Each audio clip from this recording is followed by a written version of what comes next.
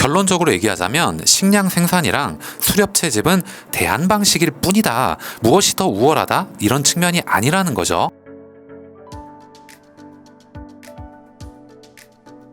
안녕하세요. 따뜻한 일상 그리고 독서 시작하도록 하겠습니다. 오늘도 여러분들과 이 제러드 다이아몬드의 총균쇠에서 재밌게 읽었던 부분을 여러분들과 공유를 해볼게요. 여러분들 인류 문명이 시작되면서 농경생활이 있고 수렵 채집 문화가 있잖아요. 근데 많은 부분이 농경생활 쪽으로 이동해 간 거를 알고 계실 겁니다. 이것이 더 발전돼 있고 성숙된 문화라고 얘기를 하는데, 이 책에서는 그에 대한 반론을 제시하고 있어요. 농경생활로 간 것은 여러 가지 이유, 주변적인 물리적인 환경적인 여러 가지 상황에 의해서 옮겨간 것이지 수렵 채집이 어렵다거나 힘들다거나 미개하기 때문에 없어진 것은 아니다 라고 얘기를 하고 있는 겁니다. 평소에 인류의 문화 발전, 인류의 농경 생활이 어떻게 시작되었는지에 대해서 궁금해 하셨다면 오늘 영상 끝까지 봐주시면 재밌을 것 같습니다. 영상을 시작하기에 앞서서 좋아요 그리고 구독도 꼭 부탁드리도록 할게요. 이 질문들에 대답을 하려면 우선 식량 생산의 기원에 대한 몇 가지 오해부터 일소하고 나서 질문을 새로 구성해라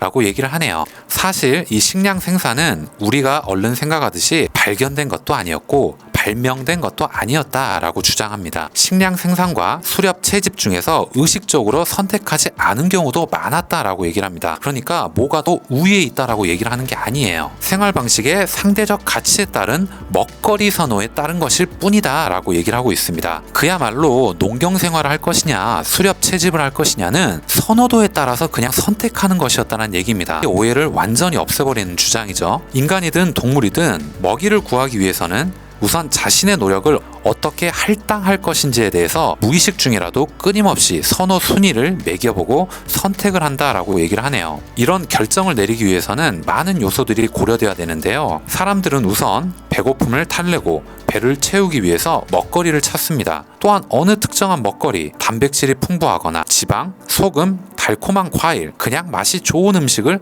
먹고 싶어 하기도 하는 겁니다. 19세기 미국 서부에서는요, 소를 기르는 사람, 양을 기르는 사람, 농사를 짓는 사람이 모두 서로를 자기들끼리 멸시했다라고 얘기를 합니다. 되게 웃기죠? 인류 역사를 통틀어 농경민들은 언제나 수렵 채집민들을 원시적이라는 이유로 경멸했고요. 수렵 채집민들은 농경민들을 무지하다면서 경멸했고요. 목축민들은 둘 다 경멸했다라고 얘기를 합니다. 지들끼리 그냥 서로 미개하다라고 경멸했다라는 것이지 농경 생활이 우리 사회에 많이 남아있다라고 해서 그것이 더 미개하지 않은 고차원적인 삶의 방식이다라고 얘기해서는 안 된다라는 겁니다. 결론적으로 얘기하자면 식량 생산이랑 수렵 채집은 대안 방식일 뿐이다, 무엇이 더 우월하다 이런 측면이 아니라는 거죠. 그러나 지난 만년 동안 나타난 지배적인 결과는 대체로 수렵 채집에서 식량 생산으로의 전환이었다라고 얘기를 합니다.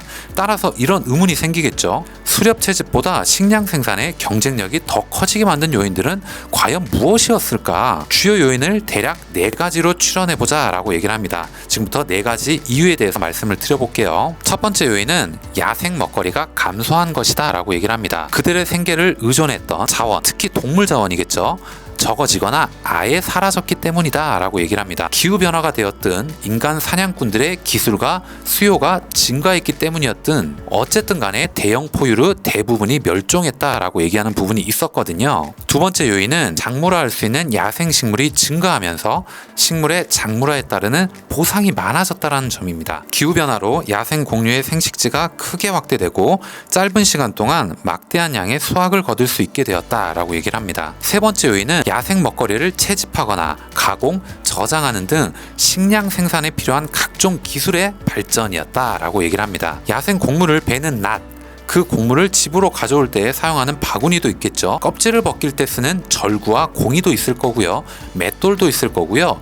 저장하는 동안 싹이 트지 않도록 곡물을 볶아놓는 기술, 그리고 지하 저장 창고 등이 있었다라고 얘기를 합니다. 이 모든 기술에 대한 증거는 수렵 채집민들의 유적지에서 이미 많이 발견되고 있다라고 얘기를 하네요. 네 번째 요인은 인구 밀도의 증가, 그리고 식량 생산의 발원 사이에 존재하는 상호적 관계다라고 얘기를 하네요. 인구 밀도의 상승 때문에 사람들이 식량 생산을 시작할 수밖에 없었을까? 아니면 식량 생산 덕분에 인구 밀도가 상승했을까? 라는 거에 대해서 우리가 한번 생각을 해봐야 된다는 것이죠. 대체로 이런 인과관계의 사슬은 양방향으로 모두 작용한다라고 얘기를 합니다. 식량 생산은 수렵 채집에 비해 단위 면적당 더 더 많은 식품 열량을 얻게 되므로 결국 인구 밀도를 상승시키는 이 경향이 있죠. 인구 밀도가 또 상승할수록 사람들은 점점 더 식량 생산을 선호하게 되었다라는 이 부분에 의해서 점점 더 바뀌어왔다라고 얘기를 하는 겁니다. 오늘 영상은 여기까지 하겠습니다.